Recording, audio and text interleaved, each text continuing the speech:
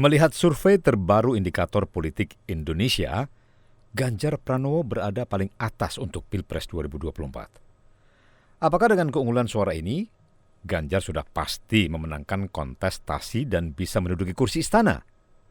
Jawabannya adalah belum tentu.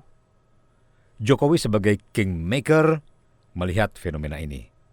Jadi untuk itulah, ia ingin Prabowo Ganjar atau Ganjar Prabowo bersatu saja. Niscaya dijamin Pilpres 2024 ini berlangsung lebih mudah dan hanya satu putaran. Nah, persoalannya ada pada komposisi Prabowo Ganjar atau Ganjar Prabowo. Bagi PDIP dan Gerindra, ini persoalan harga diri. PDIP tidak ingin komposisinya Prabowo Ganjar. Sebaliknya Gerindra tidak ingin komposisinya Ganjar Prabowo. Jadi, apakah Jokowi mampu melarutkan minyak dan air ini?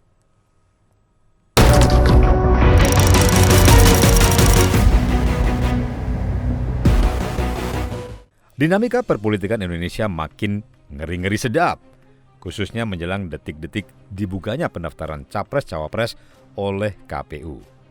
Ya, boleh jadi pasangan bakal Capres-Cawapres yang sudah mengkristal, yaitu Anies Baswedan dan Muhaimin Iskandar, akan langsung mendaftarkan diri. Tujuan mendaftar pada hari-hari pertama dibukanya pendaftaran tidak lain untuk mendapatkan hype dan popularitas dadakan. Setidaknya media sosial akan mention pasangan ini dan media massa pun ramai memberitakannya. Bagaimana dengan Ganjar? Melihat sejarah 5 tahun lalu, Megawati sebagai Queenmaker akan mendaftarkan pasangan Capres-Cawapres pada detik-detik setelah Cawapresnya diumumkan.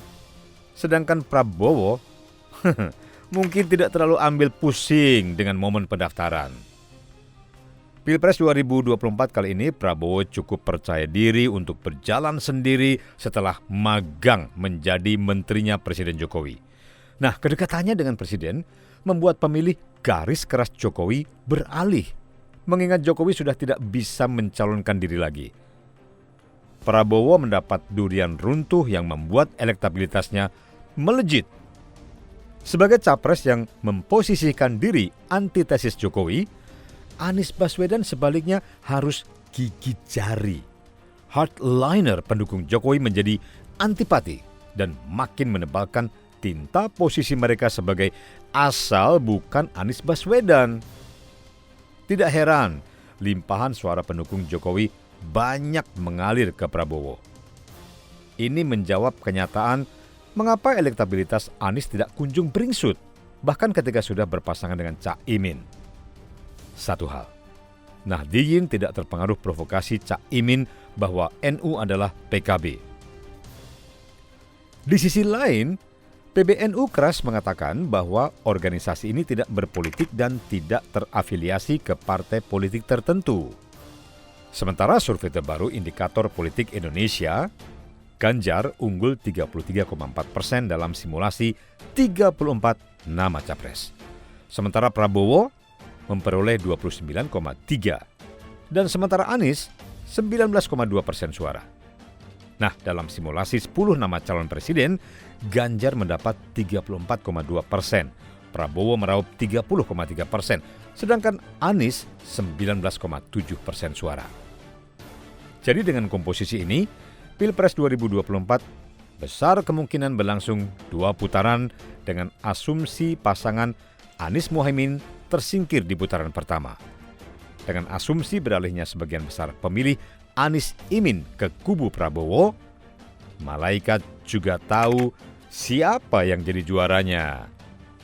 Karena itulah Jokowi ingin Prabowo dan Ganjar bersatu. Ya, kemungkinannya tetap harus dilihat sampai pendaftaran Capres-Cawapres ke KPU nanti. Tetapi jika skenario PDIP tetap memaksakan diri Ganjar bertarung melawan Prabowo karena alasan marwah partai dan ketua umumnya, maka hitung-hitungan di atas kertas siapa sudah bisa diduga siapa pemenang putaran kedua. Koalisi Indonesia Maju adalah komposisi gemuk dari partai-partai politik berpengalaman di dalamnya. Ada Gerindra, ada Golkar, PAN, Demokrat plus tambahan PBB, dan partai-partai baru non-parlemen yang menguasai 264 kursi atau lebih dari 45%. Sedangkan PDIP benar-benar hanya mengandalkan P3 dengan total suara kurang lebih 26%. Bayangkanlah sendiri jika Pilpres berlangsung 2 putaran dengan limpahan suara dari pendukung pasangan yang terlempar. Ini dibagi sama rata. Prabowo masih unggul sekitar 57% melawan 43%. Nah, PDIP tentu akan berkilah bahwa Pilpres memilih orang, bukan memilih partai.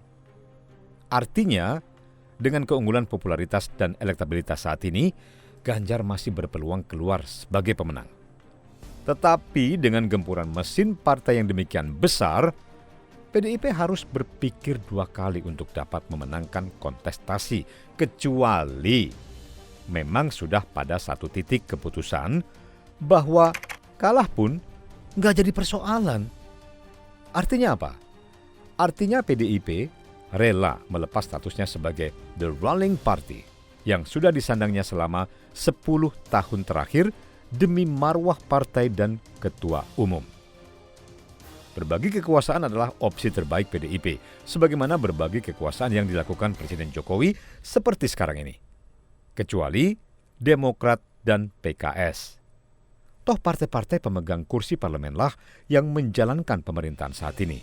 Bedanya, nanti jika skenario minyak dan air bisa larut, maka giliran Nasdem, PKB, dan PKS yang akan menjadi oposisi. Berat memang bagi PDIP jika sampai melepas predikat sebagai the ruling party pada 5 tahun mendatang, setelah otomatis menjadi oposisi sebagaimana dulu selama 10 tahun oposan terhadap pemerintahan Presiden SBY.